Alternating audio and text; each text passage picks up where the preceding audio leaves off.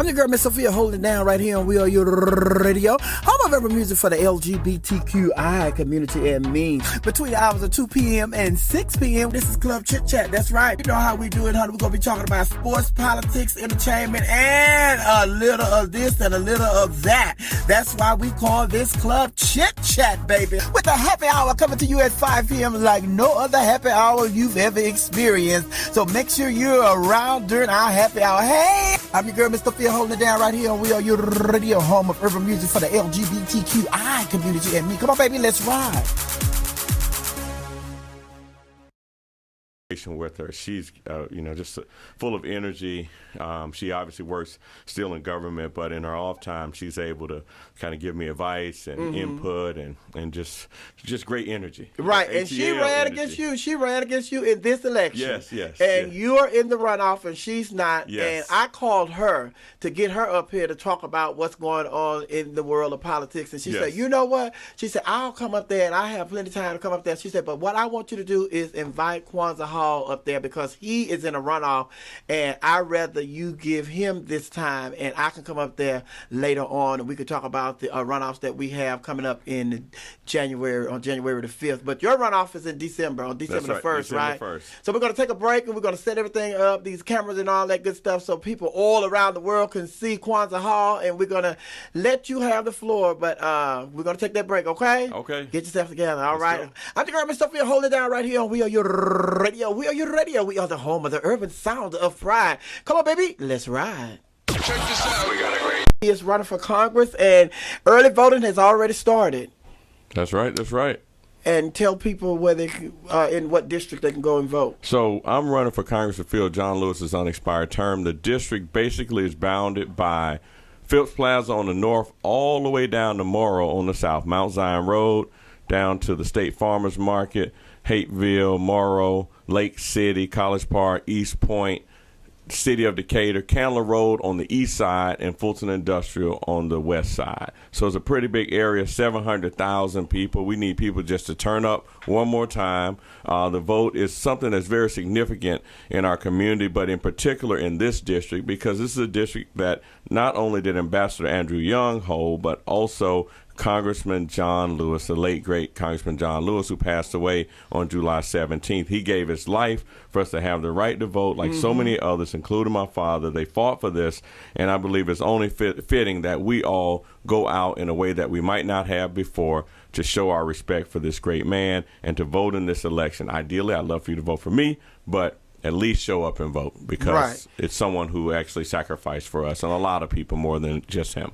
And here we are, your radio. We try to teach everybody that politicians and voting is something that you should keep up with daily, not just when elections come. That's right. Me myself, I come from an old long history of voting. I started out with Mickey Leland and Barbara Jordan and Sheila Jackson Lee from Houston, and also here in Atlanta, Georgia. You have been a politician. You have been a businessman, but you have been a politician, and you have been around for a long time. People that don't know you and that are being introduced to you today, they need to know that you were a part of city council. You were a part of the school board. You were also running for mayor. Didn't you run for mayor against Keisha last Bottom? I did run for mayor. So I'm the only person in that race who actually endorsed Mayor Bottoms. Everyone else endorsed against her. But I knew that she was the right person for the job at that time. You got to stand up not when it's easy for you, but when it's difficult. Right. And I stood up to make sure that we could get her in office. And look at it right now. Look at God. She might be someone who finally comes from Atlanta who gets a significant appointment from a presidential administration. Right. That's what I've been telling you. I feel like I've had a hand in that, and I'm so thankful that I made the right decision to support her.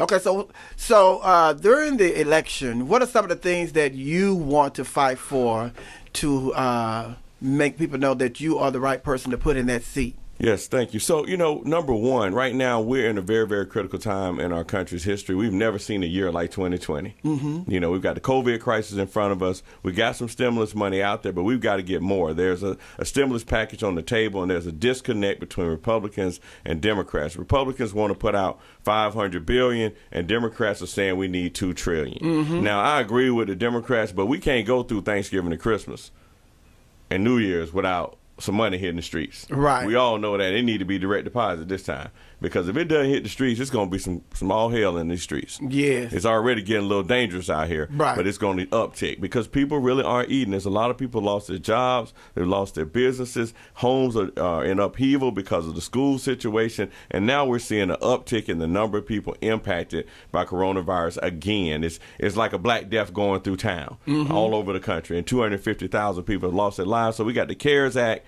Up to $2 trillion that needs to get on the streets. That could happen this year. We got the George Floyd Justice Act focused on justice reform to make sure we have removal of qualified immunity and that we have these unlawful acts by police departments all over the country that should not be happening. We've got to add some reform and restitution and support for the loss of lives that we're seeing continually, primarily Black men and women, trans community, LGBT, anyone who's been in the margins feels the pain of these public safety officers, and the justice system is not just for us. We need also to deal with marijuana and expungements of all records. The MORE Act is on the table, sponsored by Senator Kamala Harris. This act will not only decriminalize marijuana across the country, especially for all medical uses, but it will also expunge records.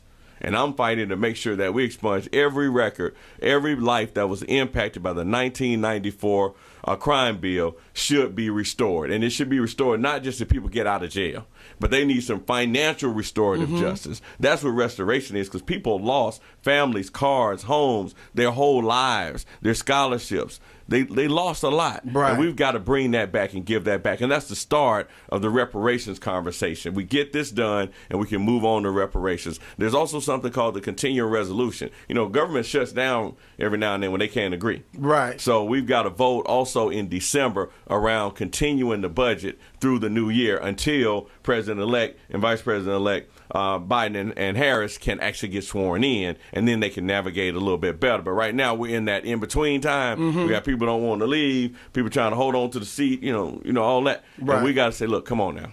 It's over, time to move on, but we need leadership in Congress because it might come down because of the contest in the 3 to 4 states where these recounts are happening, the audits of the elections are happening, that we end up having a contested debate in Congress and the Senate and also amongst the electors, which includes Electoral College and the Supreme Court. So there might be some all-out battle over who is the next president and who actually won.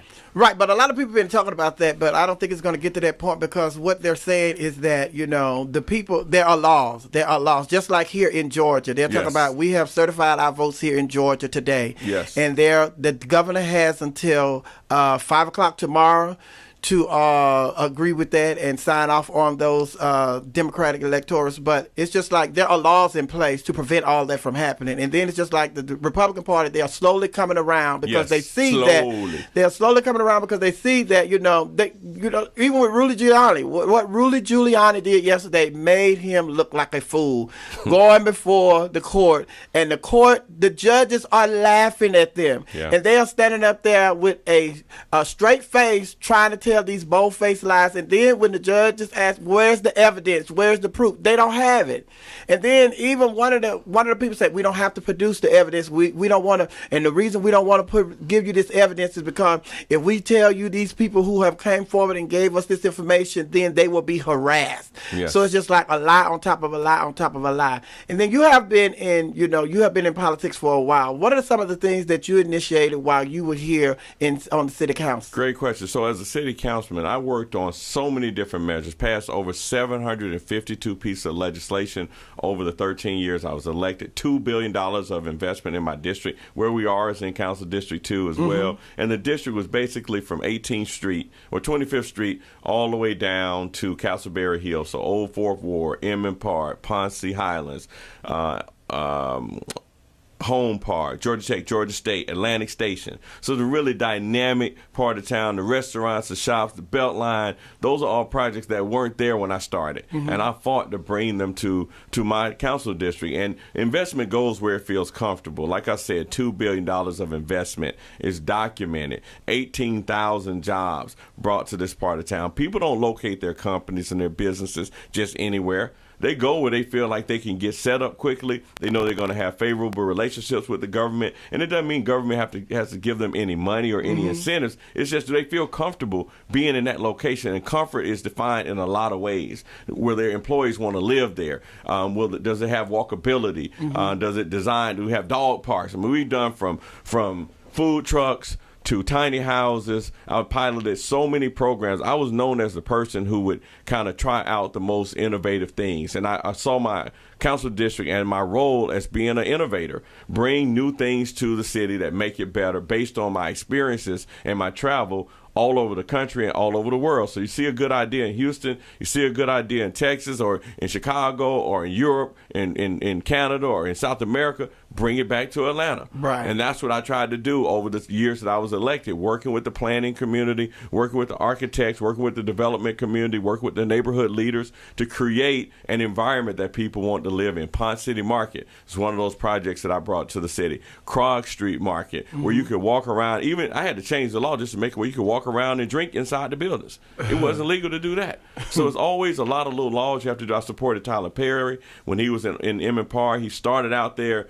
but had some challenges, and I had to help him because they didn't want him to be in the neighborhood. Now, this is a black man who's doing something very successful, creating jobs, but he grew from almost like 10, 20 million to $100 million in 1 year. And that success drove him out of a neighborhood, but he ended up creating his location over at Greenbrier. So it actually was a blessing in disguise because he got a full campus, and then later now it's at Fort Mac. So, I've been a part of these types of initiatives and just been supportive. Edgewood Avenue, making all those restaurants and shops where now Slutty Vegan is, helping those business owners, those property owners to be able to hold on, because times haven't always been this good and this easy as we've seen in the last couple of years. If you recall, when President Obama was in office, we did have that downturn, that great recession that impacted everybody, and we helped people make it through then, and we're doing the same thing with COVID. So that's really what my leadership style has been about. There's no big I, no little U with Kwanza Hall. I'm always accessible. I'm available. I'm a 24-hour council member and servant. You can call me anytime, any day. I'm on every platform on social media. I'm on Facebook, Twitter, Instagram, YouTube, LinkedIn, TikTok, Snapchat, call my cell phone. You might see me from any club in town. I support from Backstreet to 112 to Magic City to Cheetah to every church in town. There were 100 churches in my district. And, a lot of people try to look down their nose at other individuals because they have some difference. But I've never been that kind of person because I just don't believe that you can live life thinking that you have anything better than any other individual. There's a large trans community in District 2, right off of Piedmont, 3rd, 4th, 5th, and 6th. And when the neighborhood was complaining about, well, what are you going to do about this?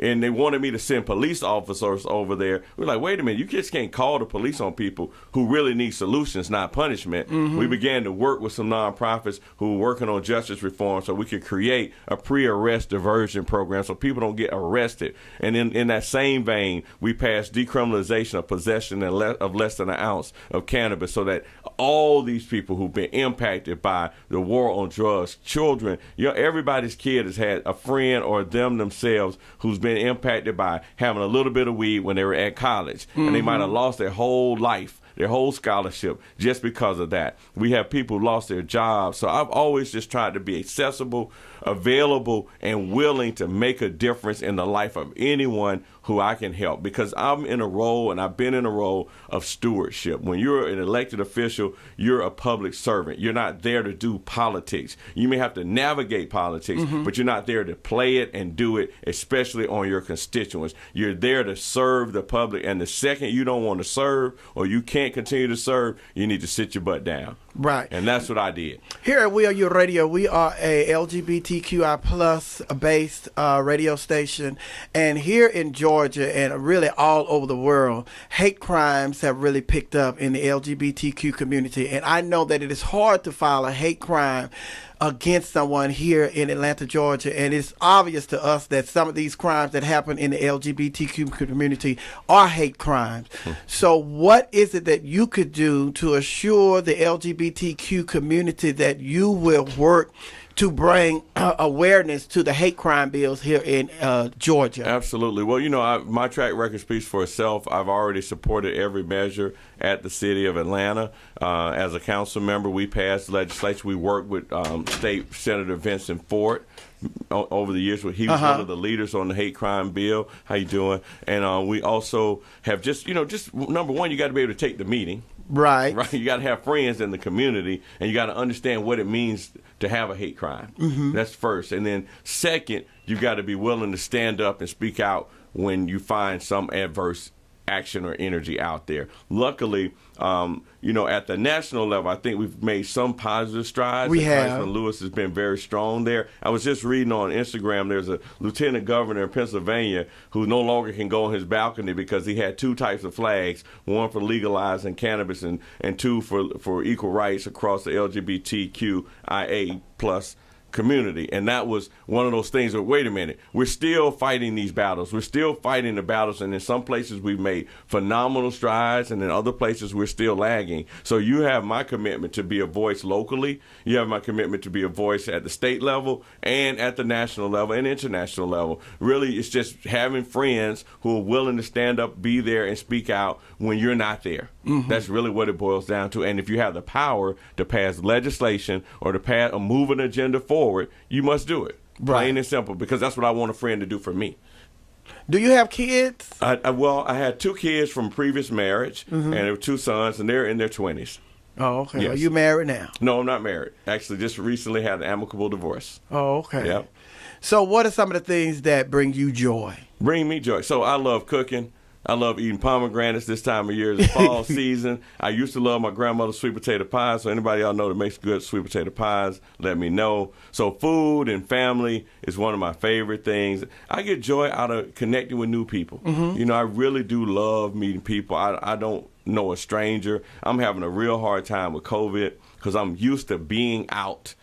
I go to the grocery store 3 times a day, you know, 3 different grocery stores, right. You know, and they're all around here, so I can just kind of pop into places. But that's where you run into people, stores and walk in restaurant shops. I just love to be out and engage with the community and just be available, and not really with an agenda sometimes. You just kind of, you know, you walk around, you kind of doing things, you get stuff done, you're on your phone, you're having a little meeting, but it's not all you're doing, but you actually find out at the end of the day you got more done than you planned to just by being there. That's what I like to do. I love to be accessible. You know, I do try to make myself especially available for younger people. I'm 49, I turn 50 next year, and a lot of people are like, well, Kwanza, why are you running for this seat, man? What you trying to do next? I'm like, look, I've served for 15 years. I just want to fill this gap. Now, if God has something else for me, I'm open to it, but I'm not trying to author the whole rest of my life to be a public servant, particularly elected. But what I for sure have to do is make sure that I help some younger people, that I mentor other people who have not been in politics, whether they're younger or not, but give some insights and share what I know. I learned a lot, and a lot of times we don't take the time to pass the baton and pass it on and help lift other people up. And then they make the same mistakes you made. Or they make new mistakes that they don't have to make because you already know about that mistake, right? So I just want to be available to others. I want to be able to offer my knowledge. And for sure, you know, God willing, we win this election on December 1st. Of course, there's early voting through Wednesday. I will serve in D.C., do my very best for District 5, and then, you know, spend some time, take a little break for a week or two, and then come back and figure out what I'm supposed to do next. And I'll pray to God and ask for some direction and ask him to order my steps and take it from there. All right. Our other guest, Linda Pritchett, she's in the building. I want to acknowledge her. Well, I'm going to be talking to her later on. But before you get out of here, I know that you are a proud product of Benjamin E. Mays High School here in Atlanta, Georgia, and you have made a lot of history yourself. And where were you and how did you feel when you received the news that we are going to have our first female sister, a woman of color, and she's going to be the first female vice president of these United States? Well, first of all, it's gone on too long that we haven't had this, number one, because there's obviously been a lot of qualified women, black women in particular, a long time ago. But I was overjoyed and thankful that we made progress, and that everyone in this room and so many of our friends all were a part of that positive move. We've all contributed in our own very special way. We didn't all necessarily work with the party, but everybody, if nothing else, you voted, you spread it, you tagged friends, young people got engaged. I think it does something phenomenal for young women of color, black women especially, young girls have something truly that they know they can do. Now, Obama broke the barrier, but now this one right here sets it off because, young girls, you can't stop them. Right. And they're a little bit more aggressive than boys at a certain point. So I think we're going to see a whole lot new talent stepping into the fold across a lot of platforms, not just in politics, but in a lot of sectors. And you're seeing it with these companies now. In the last 2 weeks, I've seen so many people appointed to boards and positions and new CEO and new this and new that. So y'all just been waiting on the moment, huh? Y'all need a reason. So I think women have to claim this moment and run with it and never look back. Okay.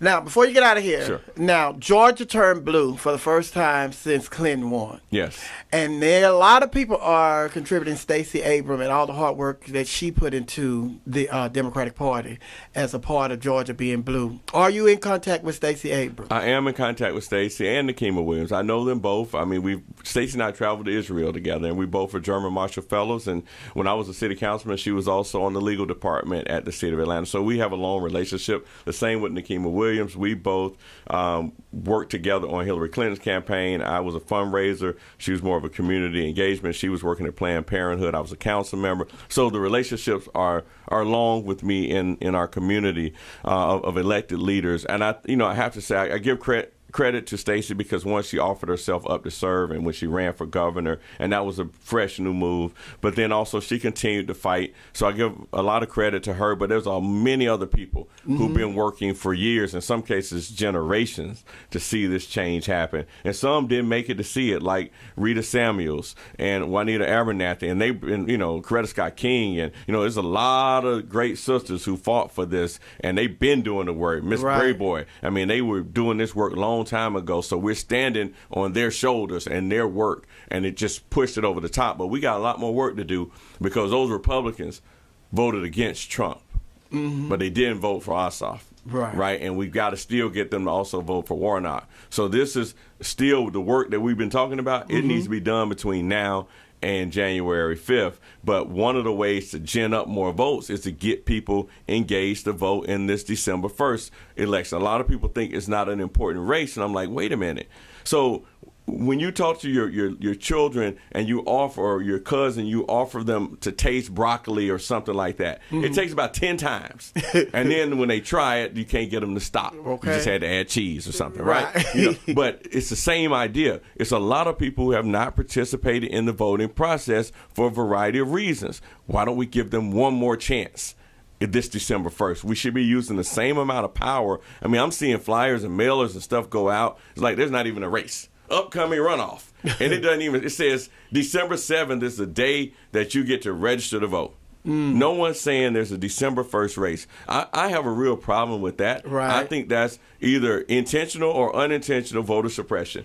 And which goes back to what I was saying, that everybody needs to keep up what's going on in politics every day. Just like when the new Jordans are coming out, you need to know every time there's an election coming up, you need to participate. I don't care if we're just elected a dog catcher. That's right. You need to vote for dog catcher, because later on that dog catcher may try to run for city council, or it may run for the school board or something like that. So you never know what that dog catcher will end up when it comes to politics. But I want to thank you for taking the time out of your schedule to come up here to WERUradio, and anything that we can do for you to help you, achieve your goal and to replace the remaining term of Congressman John Lewis, then you just reach out and let us know. Thank you. Everybody, this is Kwanza, the holiday. Your parents named you after the holiday? They named the holiday after me. No, I was just joking. No.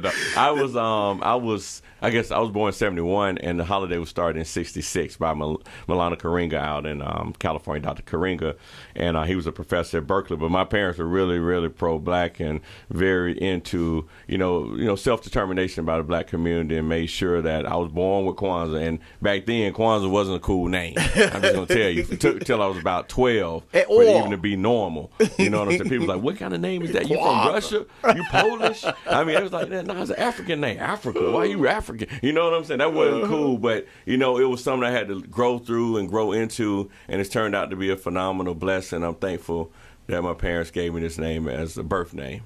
All right, everybody, that's Kwanza Hall. You can go and cast your vote today because early voting has already started. He is running for U.S. Congress District 5 right here in Georgia to finish the seat that was occupied by Congressman John Lewis. So thank you for coming once again. Look forward to you going to D.C. real soon. Thank you so much, and I'll be back. I'll be back as Congressman, God willing. I just want to show you this flyer with all our endorsements, and of course, we have the endorsement of Congressman John Lewis's son, John Miles Lewis. I mean, of course, he's in mourning, but he was willing to step up and offer his endorsement. He said Kwanza Hall is the right choice right now. I'll leave this with you as well. All right, I appreciate it. Thank you. Okay. And I just want you to know, you are the first politician that we have had to come through. Really? Yeah, we have reached out. Linda's the second, and we've reached out to Warnock, and we've reached out to John also, so we're just waiting to hear from them as well. But thank you. I'll be back. And good luck with everything. God bless you. I'm your girl, Miss Sophia, holding it down right here at Club Chit Chat on WERUradio. WERUradio. We are the home of the urban sound of pride. Come on, let's ride. Let's ride. Tracks and Miss Sophia. Back to Club Chit Chat with your DJ, Miss Sophia, right here on WERUradio. WERUradio. We are the home of the urban sound of pride. Yes, we are, and that is my favorite gospel artist, honey, the one and only Yolanda Adams. It came upon a midnight clear, honey. I love me some Yolanda Adams, but I have another love of my life in here today, the one and only. She is Linda Pritchard. How are you, Miss Pritchard? I am well. And you are running for state senate here in Georgia for District 39. Yes, for the second time this year. Second time this year? You're in a runoff? No, it makes it the third. The third. I ran in June. You ran in June, and now you ran in November, and then you're in a runoff, so now you have to do it all over again. We got to get these Georgia people out here to vote for you. Yes. So for the people that are finding out who you are for the first time today, just go on and tell them a little bit about who you are. Okay, well, I live in the city of South Fulton, and I am a mother, and I am a wife of a former politician, Eric Fleming from Mississippi. I am a certified paralegal with a degree in criminal justice, and I am extremely involved in my community and what goes on at District 39. I've been running for almost a decade. Okay. And I've been fighting for the right to serve others. And what gives you that passion to want to serve other people? It's just when I was a child, like when the teacher will say, ask a question, I'd be like, I have the answer. I know. And so it's just feeling like I have an answer. I have an idea. I think I can, help contribute to this. So I feel like I really have something to offer based on what I see and what I don't see being done in my district. So the thing about it is, here in Georgia, we turned Georgia blue for the very first time since 92 when Bill Clinton won. And they have certified the votes here in Georgia. And now they're saying that the governor, the governor is supposed to certify the election, accept the election outcome. He's supposed to sign off on it tomorrow by 5 p.m. So you're running for state senate here in Georgia. So what are some of the issues that you think we have here locally in Georgia that you could help bring about a change to? Well, first of all, because of COVID, people are hurting. People have lost their lives, their homes, their jobs, and people are facing, real issues. I spoke to a lady today that was telling me that her HOA put a lien on her house and they're trying to take her house from her, trying to get her evicted, and her house is paid off. There's a lot of people in financial distress, a lot of people with food insecurity. So we need to make sure that people are stabilized and receive COVID relief. I'm looking forward to our new president to come, Biden, because I'm positive that he's going to try to pass or he's going to implement some CARES Act relief, COVID relief for people. And Georgia needs part of this relief. We need to recover from just having gone through so much. Right. So one of the things that I want to ask you is, because we are LGBTQI plus based radio station, we have a lot of issues within the gay community here locally, and you're going to be a part of the local government here in Atlanta. What are some of the things that you see that are going on in the LGBTQ community that you would like to help us with? Or some things that you have already, started out, helping within the gay community? Well, we want to make sure, I know that healthcare is an issue, making sure that everyone has access to affordable healthcare, that people are not discriminated against, that people have the same opportunity when it comes to, professional, being in what type of jobs you're able to get. I think just making sure that things are fair. Mm-hmm. That's where I see us having to be more sensitive and more inclusive, and just breaking a lot of the stigmas and a lot of the foolishness, right. That keeps people from really feeling comfortable just being who they are, being themselves, Mm-hmm. And so we have to do a better job at just embracing people. Right, and I was talking to Kwanza Hall, and I was talking to him about the hate crime here in Atlanta. And in the gay community, we know a hate crime when we see it, especially when it's perpetrated upon us.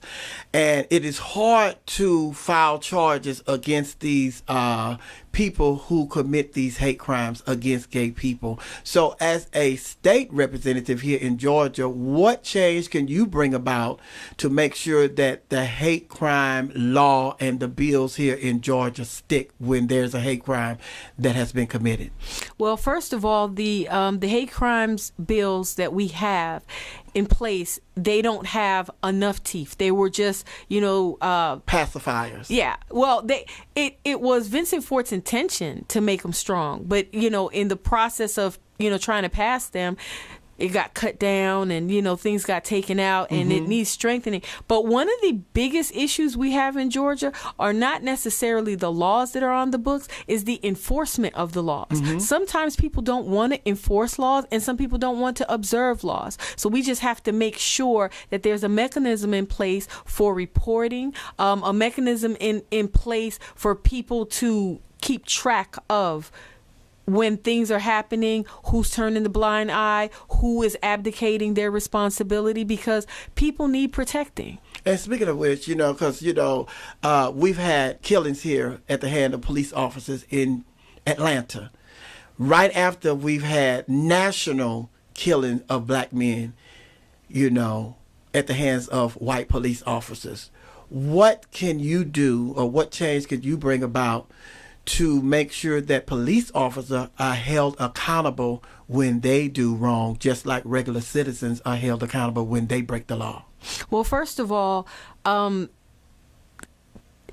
police should be accountable because they are bound by their standard operating procedures. A lot of the stuff that we've seen in these hate crimes that police commit, they're against their own procedures. It's just those officials that turn the blind eye. Mm-hmm. And so the qualified immunity that they have is something that we voted on, and that bill passed where they won't have qualified immunity, but we have to work with prosecutors and make sure that prosecutors are advocating, that we're advocating properly for our victims, and that prosecutors get it, that district attorneys get it, district attorneys, the lead head prosecutor. Mm-hmm. And we have to make sure that our police chiefs, that our commissioners that hire them, that our city council that hire them, that they understand these things. And I think that when the public starts understanding who has the authority to do what,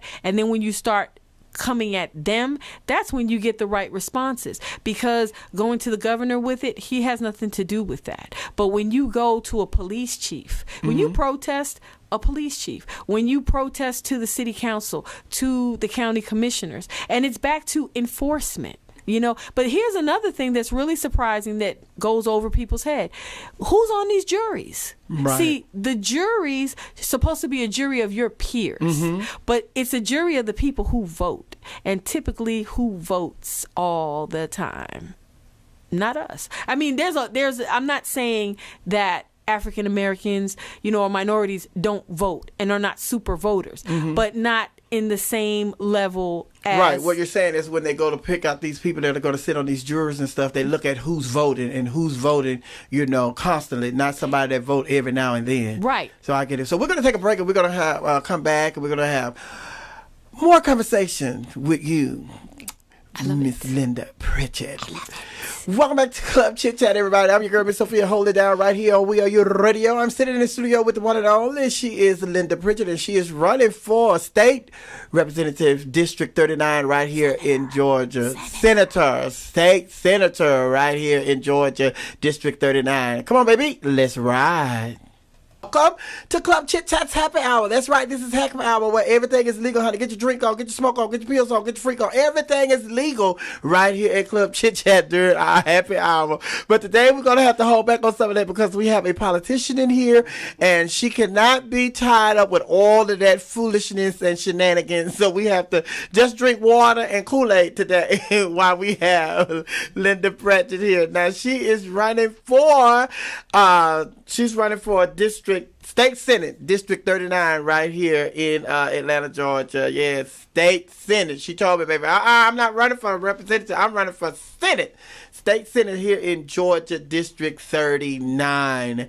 How are you so far? I'm doing good. You're doing good? Yes. Yes, you are. I'm doing better now that I'm with y'all. Y'all done made my day. Oh, we appreciate you coming. I want to send a shout out to Keisha Wade. Keisha Wade put us in contact with you, and she's a great person. She's a great friend. I've been knowing her for a while, honey. She's been doing her thing, and she's still working on some other things for me, so I appreciate everything that Keisha Wade that she is doing. So you are running for State Senator here in Georgia, District 5. 39.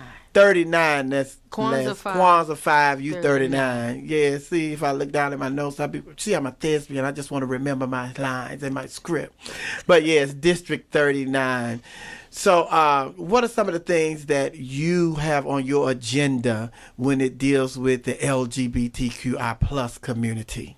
Well, we were talking a little bit earlier about, the laws regarding hate crimes. Mm-hmm. I want to make sure that it's specific, not to just be generalized and say, oh, no, that doesn't include you or in this circumstance. We have to, tie that up. And we also have to look at making sure that we have health care that's accessible, affordable, and available to everyone. Now, I know when you started your conversation, I was saying introduce the people to who you are and let them know about, a little something about you. You were stating that you are married and you have kids. What are your thoughts on gay marriage? Well, I think that people should be with who they want to be, who makes them happy. Mm-hmm. And the crazy part about it is that when you're in a marriage, and let's just say, and you're in a gay marriage, and something happens to you and you go to the hospital, you want to be able to sign on some papers. You want to be able to say, hey, this is what my husband wishes or this is what my wife wishes, and so without the marriage, you don't have the legal right to do that. You also, if one passes on, then how are you going to pass your assets on to the person who you love the most, without all these different loopholes. So people have a right to be with the ones they love. So that was the issue that we had in the gay community, because we have friends, not just people, but we have friends who were in long-term relationships. But because gay marriage wasn't legal and one of the partners would pass away, then the family would come in and take over the possessions that person left behind. So what is it that we could do or you could do that make sure that, because they're already talking about the Supreme Court being stacked in D.C. Part of the reason they want to stack the Supreme Court is because they want to overturn gay marriage. So what is something that we could do here in Georgia to make sure that the gay marriage laws are protected?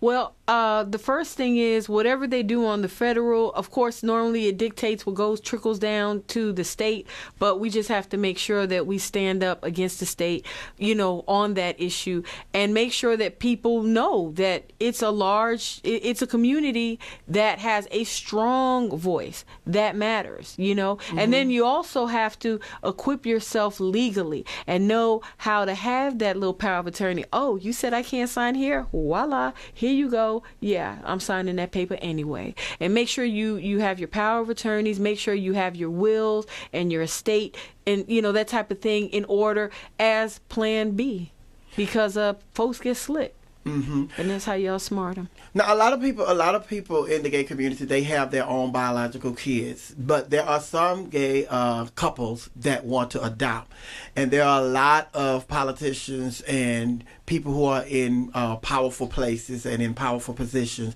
They try to block the adoption of kids from gay couples. What is your stance on that?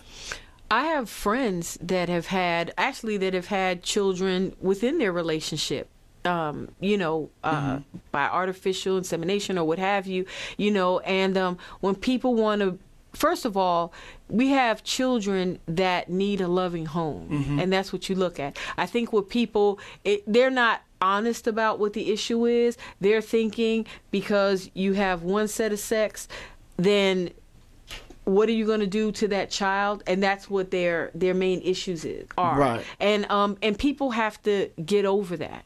People have to get over those thoughts, because that's not all it's about. It's not always about actual sex. It's about wanting to express the love that you have, raise someone, up and share that love and raise someone within that love, So you see, like Anderson Cooper and his husband, they just had a baby the other day, and everybody all over the world is excited about it. Right. So you are for gay adoption.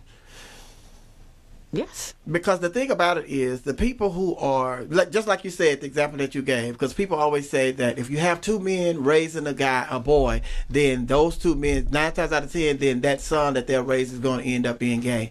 And if you have two women raising the daughter, then that 9 times out of 10, then that girl is going to turn out to be a lesbian.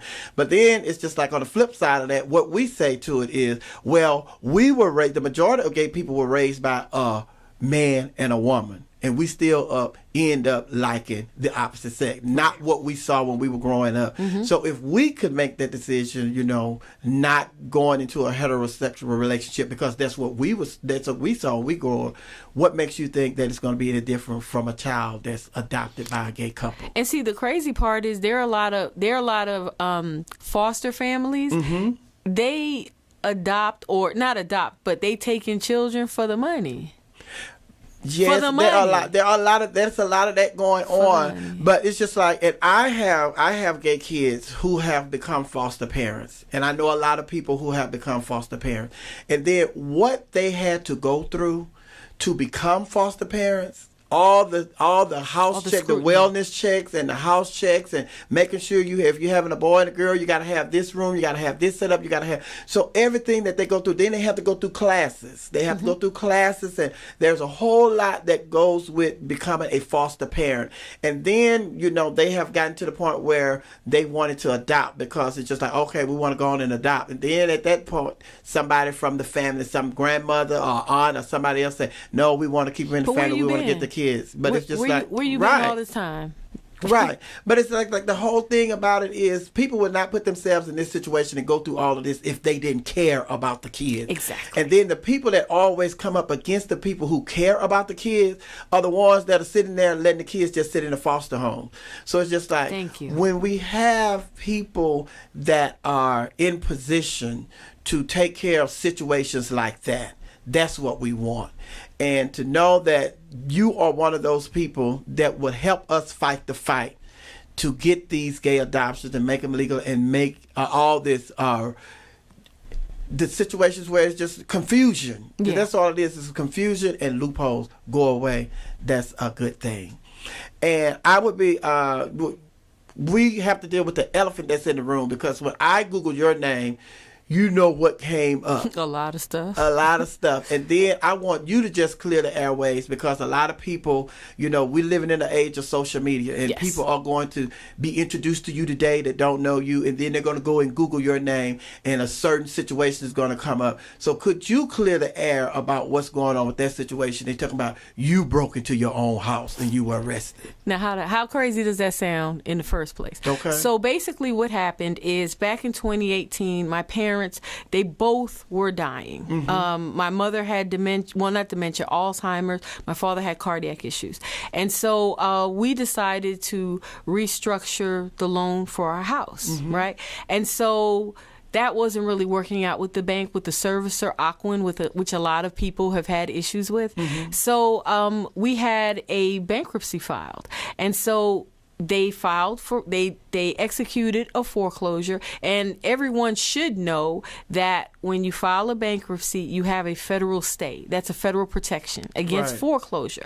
But they foreclosed anyway, and they sold the property to a predatory investor, the same people that are trying to gentrify your neighborhoods. So when they did that, we filed a lawsuit. I mean, I work for an attorney. I'm a paralegal. So we filed a lawsuit, you know, for wrongful foreclosure. And we've been going through the process. But that predatory investor has been trying to get us out the house, you know, the whole time. So they filed dispossessory after dispossessory, and they were getting shot down left and right. But it wasn't until this year that one particular judge entertained them, allowing them to transfer a case a whole year later to try to get the house, and she entertained it. And during the COVID period, while we were under judicial order, she signed for that eviction order. Now, me being in the legal profession, knowing no one's enforcing or signing these orders during the COVID emergency, why would I be checking and looking for that? I didn't see it. And so then when part of these orders were lifted, then they started executing the eviction. Now, the sheriff's office didn't serve us with any paperwork. They just showed up at my house. So they show up at our house, they put the stuff out, and then my attorney had advised me there's a law, it's called Clower versus I don't remember who, but it's a case law from the 1900s where people used to have issues with property. And when you have a controversy of property, it's based on possession. Whoever has possession is who keeps possession until it's determined by the court. Right. So based on that, we regained possession of our house because we have a lawful claim to the property. Number one, we had the federal stay, and number two, we have pending litigation. So we went back in our house, and then a few days later, they show up with the police. The police allowed them to start drilling through our locks and everything. Now, the police only have jurisdiction over criminal matters, not civil matters. When it comes to baby mama stuff, oh, he took my this and he owed me $20. That's a civil matter. You have to go to the court. They only deal with criminal. But those people, which they were white, I don't know what kind of madness they told the police, but initially the police had to stand down and they apologized for the whole thing. So then a few days later, they filed something else asking the judge, hey, give us another dispossessory over this house, make the sheriff have to put them out, and the judge denied them. But you know, they don't think the police can read, and I'm almost inclined to believe that some officers can't read either, because the order never said put her out. But they went to the police and said, oh, look, this order says put them out. Then they told the police chief that the marshals and the sheriff was there, and they were acting as a standby. And they said that I destroyed their locks and that I broke into the house, and it wasn't even that kind of situation. You know, we're still in litigation at this time, you know. So basically at that point, they decided to arrest me because I knew my rights, and I was just asserting my rights as, you know, someone in the midst of litigation. And when I got arrested, I hadn't even reached the police. I hadn't reached the jail, and it was breaking news on every TV station. Who leaked that? with police. And this was politically motivated just to embarrass me in the middle of a campaign. Now, what I'm finding out more, through this process is there are so many people that have found themselves in my same situation. The difference is I'm kind of a fighter. And I'm not saying that other people not being a fighter is the wrong thing. It's people don't know how to fight in these situations. This is embarrassing. This is humiliating. This is discouraging. A lot of people go through the same stuff where they get that knock on the door, their stuff gets put on the curb, and what they do is they put it in storage and they move in with their family, and then they just let home ownership go. But the thing about it is, I always say that God put us through stuff, not only for ourselves, but for other people. And so for you to experience this firsthand, now you know from firsthand experience what other people are going through. And then with somebody like me and a whole lot of people like me who are into politics daily, we know that the further you climb up the political chain, the more they come after you. And for you to be sitting here across from me today tells me that, all of this, the majority of it is politically motivated. Absolutely. Because that's what they do. It's just like the same thing with, Reverend Warnock. They're coming down on him. The same thing with John Ossoff, and the same thing with Kwanza Hall. Whenever you are looking like you are getting ready to take over that seat, they're going to come for you the hardest, and they're going to look for the stuff that's going to drag you down. And then it's just like you're saying, and just like we see now, Trump and his campaign and his organization, they're making all these accusations, but they don't have any proof. And then with you being a female, and women get it the most, because the half of the stuff that you're going through, they wouldn't do that stuff to men. They don't do that stuff to men, but it's women, and it's like they sought after women so they can, make you all look bad and make you want to give up and not go forward with what you're trying to do. But I encourage you to keep on doing what you're doing, because anytime they're coming after you, that means that you are a threat to them, and they know that you are coming to get the job done. So are there any other things that you want to say to our viewers and to our listeners to let them know that you are the best person for this position, and how to get in contact with you, and why they should go out and vote for you? In the beginning of this interview, I talked about fighting for the right to serve. I've been fighting for the right just to represent people, just to offer them a solution. And with the people that I talk to, you know what they want out of a state senator? Somebody that they can see, somebody that they're going to remember.